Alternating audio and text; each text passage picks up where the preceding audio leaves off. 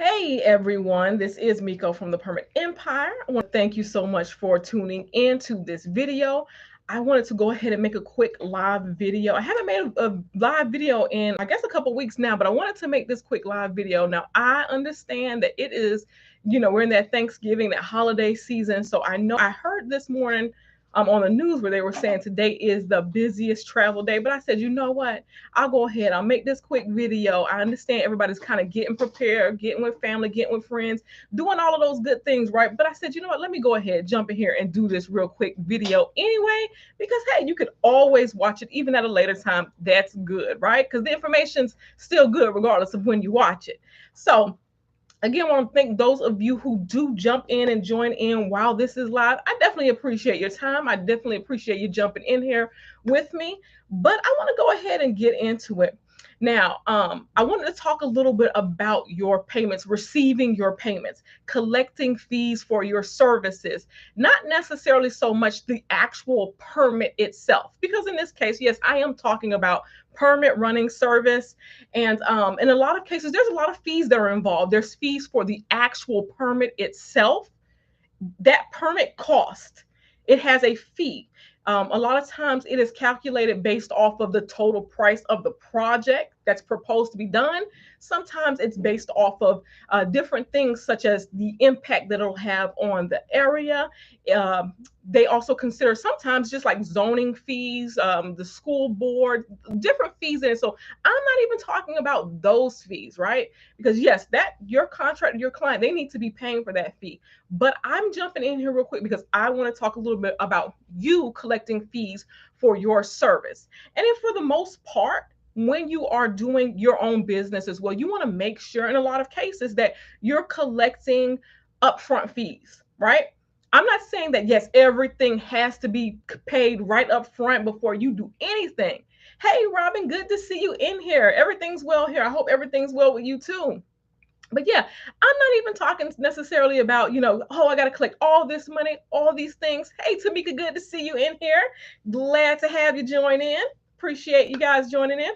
But yeah, so I really wanted to talk about this because I know the detriment that this can have on any business or in any business model for the most part when you are doing services and you're not collecting at least something up front. If you're just waiting to the final or to the end to collect fees and collect payment, sometimes things don't quite go right. And in a lot of cases, once all the service has been done, you don't really have a place to stand on when it comes to negotiations. So I like to go ahead and tell everyone to make sure you are getting at least some upfront fees. And I usually advise to get that 50% upfront fee if that's possible. Now, some projects, depending on what kind of project it is, you may break it up a little bit. You might not collect 50% completely upfront. You may break it up. And in some instances, you may take the full amount up front, depending on the project. But for the most part, I'd like to encourage everyone, as much as possible, make sure you are collecting your upfront fees for your service. Again, after all the service has been done, after you've done all the work, there's not always room for you to negotiate at that point. So if you made sure, hey, I'm at least paid up front for my services, the 50%, at least the 50% fee up front, at least you know that you are being compensated for this project, right? Hey, Amar, good to see you in here. Oh, I'm glad that this is your first live, so I'm glad to have you in here, right? Oh, and you're asking a question. Okay, finally join my first live of yours. Would you charge a premium amount for a permit that may take weeks to get approved? Now, you know what's so interesting? I don't know if you had a conversation with someone about this today. Someone else asked me this question earlier. Someone else asked me the same question earlier, right? Do I charge additional for permits that are taking a little bit longer or take additional time past the normal like 2 weeks, right? I don't charge additional for that. I really don't. I don't charge necessarily like a premium for that. Now, in the instance, and correct me if like I'm wrong, or if you have a certain situation you want to actually get details about it, right? Now, in the instance, let's say this is a larger project, not just one of those quick, oh, I'm doing a driveway, that's a quick project, I could even get that in one day done, right? No, I'm talking about like if you're getting a permit for a project that's like I'm doing an addition to a property, Let's say your client, they're adding on a third bedroom to a 2-bedroom house, right? Let's say they're doing that. Now, I know automatically that that permit is definitely going to take longer to get approved. It's going to. No way around it. That's just what it is. Now, sure, the engineer may have put everything together perfectly, like all the paperwork's perfect, and it didn't take as long. Let's go with that. But it's still going to take longer than the normal permit.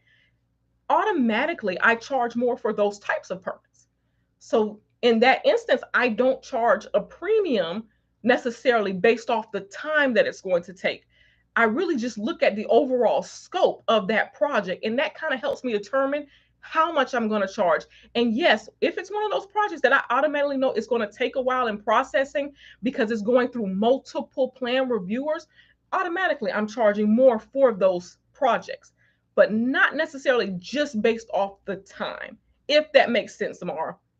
So, but yes, so definitely, even in those instances, I'm making sure that I am collecting my payment up front, because even in situations, let's say it's going to take a long period of time to have your permit process. Okay. Let's say this is because a lot of times permits take about 2 weeks. That's kind of normal. Yes, the building departments do have up to 30 days to review a permit, but generally speaking, some you may get back on the same day, within a couple of days. 2 weeks usually is about what you're prepared to wait, right?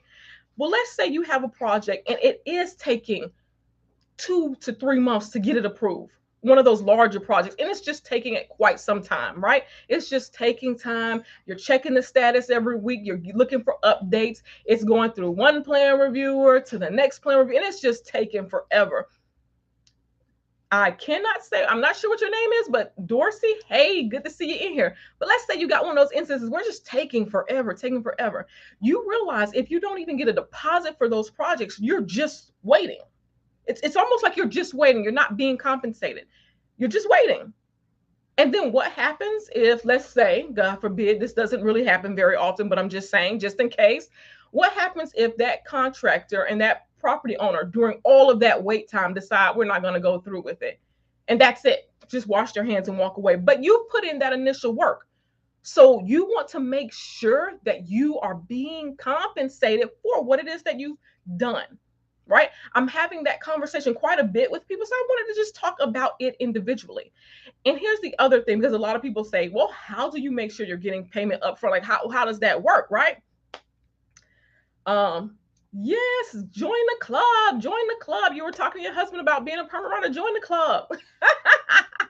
But yes, so let's take in, well, like I said, I was talking to someone earlier too about just making sure you're collecting your funds, and they were saying like, well, how do you do it? Like are you making them pay cash, or like what are you doing to make sure that like up front you're getting payment, right? And what I say is make sure that you have a good invoicing system. And by a good invoicing system, sometimes that's just Square. And no, I don't have any affiliation or affiliate links for Square or anything like that. But I know when I first started out, right? I first started out, that's what I was using. I had the Square app right on my phone. And just like I told the individual that I was speaking to earlier, while I'm in the parking lot one day doing another permit, I was going into the building department to do a permit that I was already there to do. A contractor in his truck stopped me and said, hey, are you going in? And I'm like, yes, I am. And he's like I'm in the wait. I'm on the waiting list, right? He's like, it's taking forever. I cannot be here any longer. Can you also do my permit too? Can you do it? You're going in there. Can you do my permit too? I was like, oh, of course I can. I said how much my fee is. He said, whatever. Like he didn't even care at that point because he was like, I can't be here anymore. So at that point, I was able to give me your card, give me your business card. I got his permit, I got his business card. I just entered it right into the Square app, his information. I created an invoice right then and there. And guess what? He paid it with not even a question. And I was paid up front for the services that I provided, right? So, like I said, it could be something just as simple as that, but some way that you know that you can invoice them, that they can even, like, you can send them an email real quick and they can make that payment. Or even right there in front of you, they can make that payment. So you want to make sure you're linked up with someone. Yes, Amara, I actually use QuickBooks too right now. And that's what I transitioned into. I think I've been using it for a couple of years now. But yes, that's exactly what I use too. Real quick, you can make an invoice, send it right to that client. that new customer that you just met, and here you are, making sure that you're getting your 50% upfront payment just like that, right? It doesn't have to be something that is so difficult. No, they can give you a check if you like. Sure, they can pay you cash. That's nice too, right? But to just make sure, because a lot of people don't carry necessarily cash with them, right? But you want to make sure that you do have some way that you can collect those funds right there up front. Or even if you have a client, sometimes you get, in the swing of things, kind of with a particular client, this is the client, we've been doing this much business together. Great, great, great. It should be an understanding at that point that yes, I'm going to send you're going to ask me to come by and pick up permits. I'm going to send you an invoice for upfront fees. And I understand, because a lot of people who I do talk to, they're used to kind of, maybe waiting for payments even after the project's been done.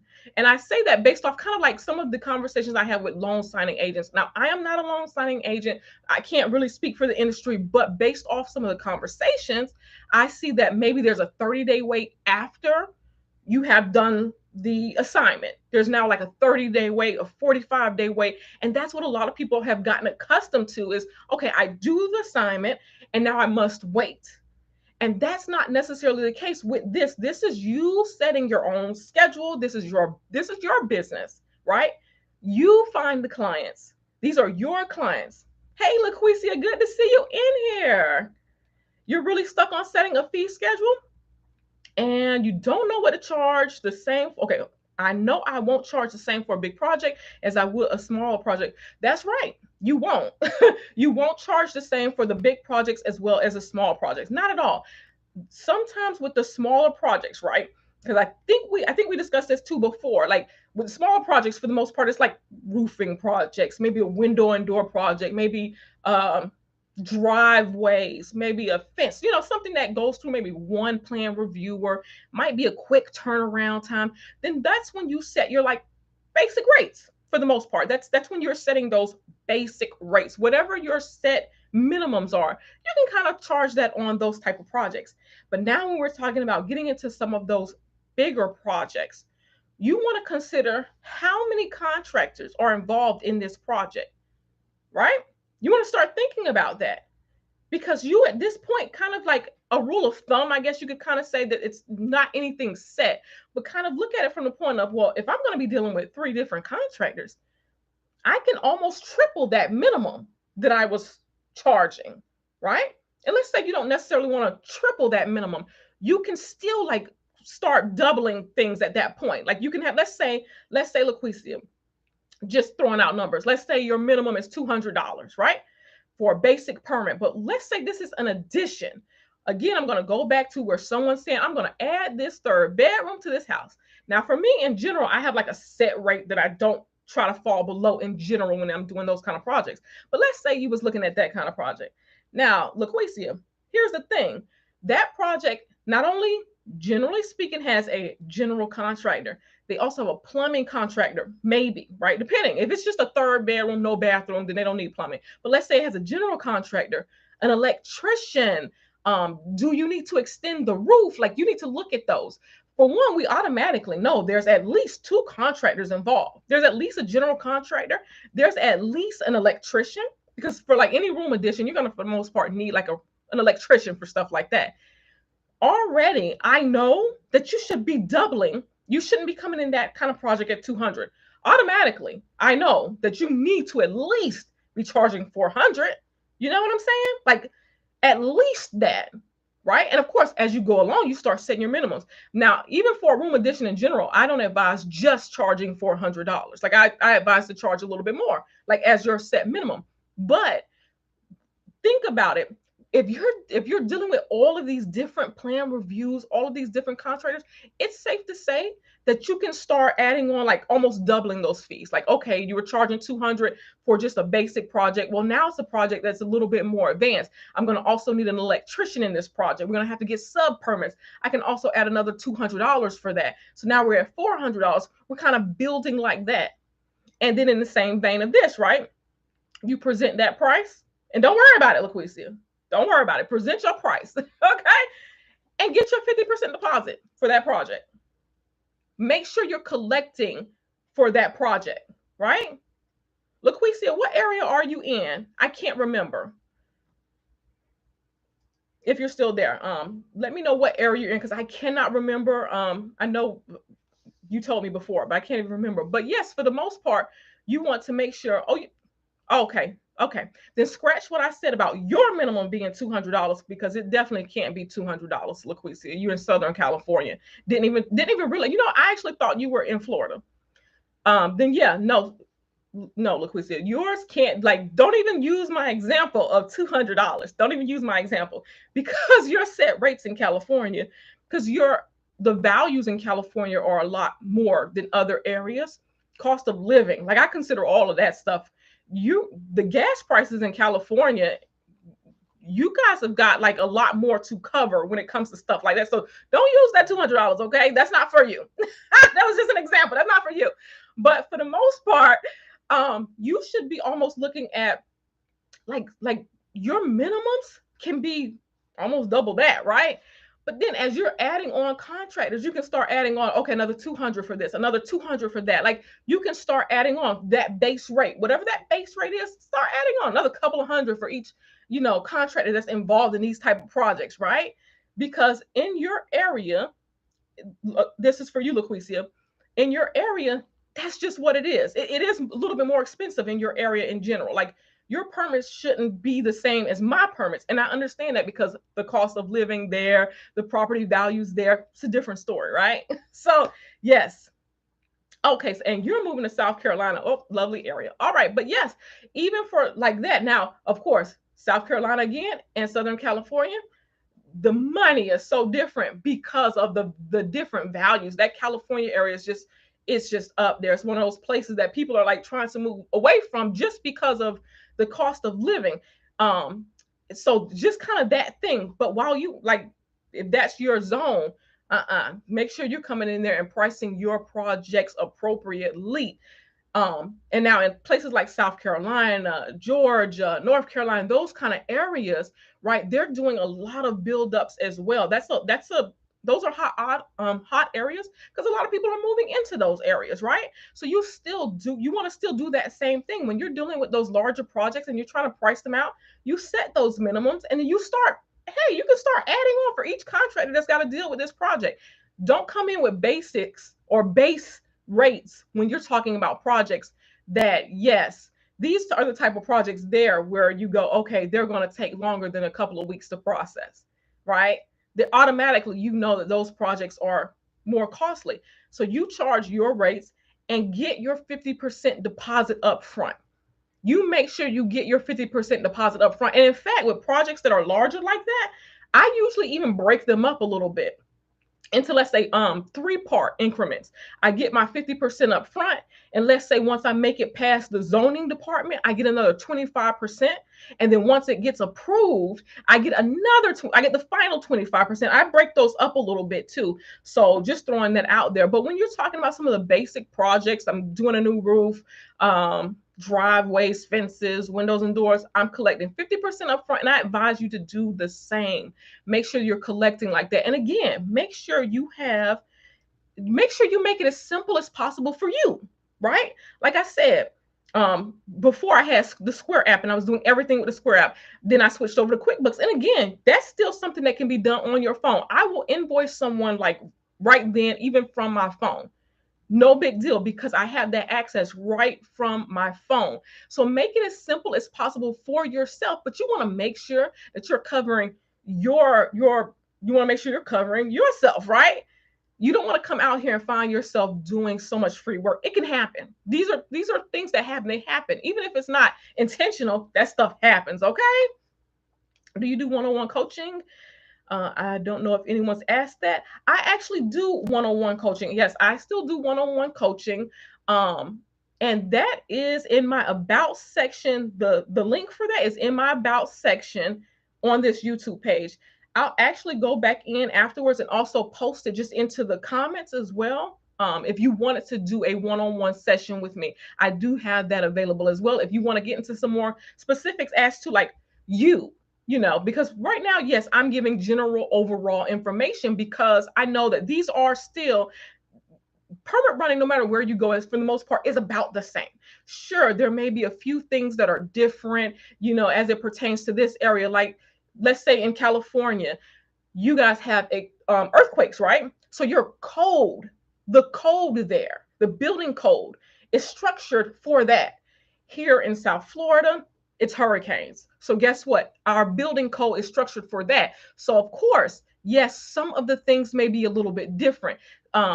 Things here that take priority when it comes to permitting may not be the same thing as something that takes priority like in New York, right? So the handling of it's a little bit different, but it's for the most part, about the same. It's about the same. So yes, definitely I do have that. But yes, I do offer that service. So if you want to, definitely feel free to book a consultation with me. That is fine. We can definitely have a chit chat about it if you want to get some more information. But yes, definitely. So I just wanted to jump in here because I'm hitting a 20-minute mark. I don't want to keep you all too late, but I wanted to jump in here to make sure, because it's something I've been noticing a lot about. I'm having that conversation. Set your rates, right? Set those rates. Make sure that you're setting your rates, okay? I'm not really good at the negotiating with people. I don't do that so much. And I don't do that so much because a lot of times I do see that sometimes those are the problem ones. Those are the problem people. Sometimes they negotiate you down so far. Now you find yourself doing so much work for next to nothing. But set your rates and make sure that you're being compensated fairly. Make sure you're being compensated fairly. And make sure you're getting your upfront fees. Make sure you're getting your payment upfront. And like I said, of course, whatever method you choose to accept that payment, whether it be check, cash, credit card, whatever, make it easy for you. Make it easy for you to obtain those funds. Whatever you have to do to make it easy for you. And that's why, like I said, I don't have any affiliate links or anything for Square or QuickBooks, but those are two that are really, really good. And it's easy for you when you're out on the run, you're meeting new people. You can set up an invoice right there. And that's what I do. I go ahead, I'll set that customer up right in my system, and I'll go ahead, I can make an invoice right then and there, and I can have them pay it right then. No big deal, right? And if something happens down the road where they want to cancel it, because it can happen, then by all means, that is fine. I wanted to make sure that I was paid for the services that I provided, and you should definitely be looking at that as well. This is your business, and if this is how you're paying your bills, whether it's a side hustle for you or not, if you have taken your time and your effort to do it, you need to be compensated for it. You definitely need to be compensated fairly, right? So again, I want to definitely just say, hey, make sure that this is top priority for you. This is top priority for, again, whether it's a side hustle or not, make sure it's top priority.